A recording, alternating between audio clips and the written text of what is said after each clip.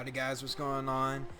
Itskirby here, and today we're reviewing the '89 MR2. I definitely did not forget what car this was, or what year this car was, but I have already gone and customized this thing. This thing is making 300 and something horsepower, 395, so right around 400 stock motor.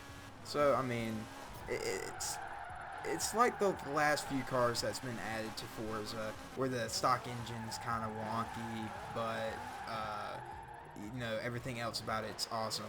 And I love this car. I don't know about you guys, but something about this retro style, it just makes me think of the older guys that are like in that time zone. There's like, you know what? I want a Ferrari.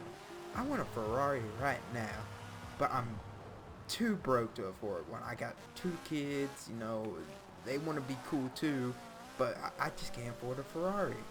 So they go and they buy a Toyota MR2. Now, I will say, this car is a lot different than I was expecting it to be. It's a lot more slidey than I expected it to be. I didn't know that it was actually gonna, you know, slide. Now, I knew it's used to sliding in the ditches.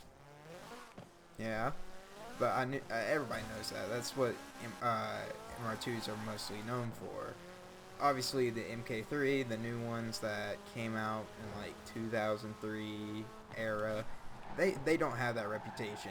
Speaking of, if you guys haven't checked it out, I think it's called Blackwell. They're a company that made the SBR1 for the Miata. They're making the SBR2 out of the MK3 MR2. Go check it out. It's actually a really nice build, and it's gonna go for sale. I can't remember when, but obviously in the States, this was the bigger MR2. I see these everywhere. There's junkyards that have them, like by the mountain full, at least where I live. And also, I don't know if it's in the works completely yet, but there might be one coming to this channel. We're trying to work a deal out. It's very unconfirmed, because this is more of a personal business. This is not the car I've been planning to do. This is more of a project for me and someone else. But I mean, someone has one of these, and they're wanting to fix it up and then sell it to us. But this is the same person who promised me a Mustang, and they sold it before we even got to go down and look at it. So it is probably not in the works. But this car is absolutely amazing. You have to be a little bit skilled while drifting it, because obviously it's 400 horsepower, mid-engine. It has the tendency of its older brother to slide out of control. Now, obviously, you can put a turbo in this thing, and I was expecting a little bit more out of it when I put the turbo and stuff in it. A little bit more than 395 horsepower. I'm just going to round it up 400 to say that.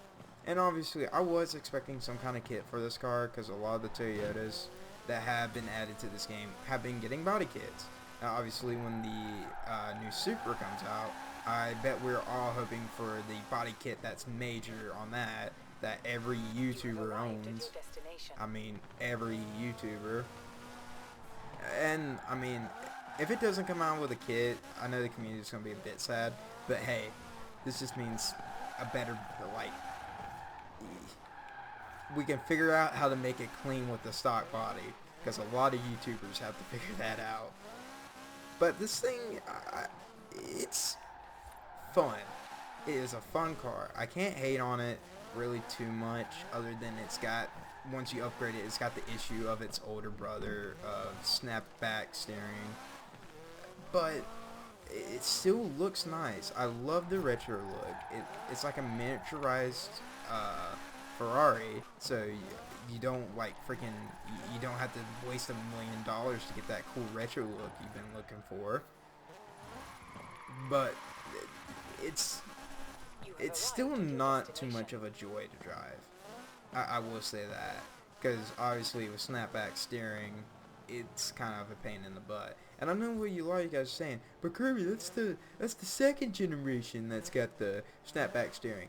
Trust me, you're gonna have it with this car after you upgrade it. But for someone who's looking for a cruising car and for a rally, if you're able to get this thing rally spec with the other modified engines and the rally suspension, you'll probably be doing well. But this thing is just more of a cruise car, I feel like. More of a cruise and rally. Now, obviously, yes, you can build this thing for drift, because I have a little bit. Because obviously, as you guys can see, mine could slide, but yet it was still snapping back quite a bit. Which probably would change if I changed the tires and stuff on this. Because I did, when I was building this, I got this thing while I was at the beach. That's why it's taking me forever to record stuff. I haven't built the other one yet. I was like, I gotta keep that one and, you know, go through the building process and all that. But for this one, I built it and I drove it around for a while and I'm like, yeah, it's fun, but it still sucks. I just love the body style though.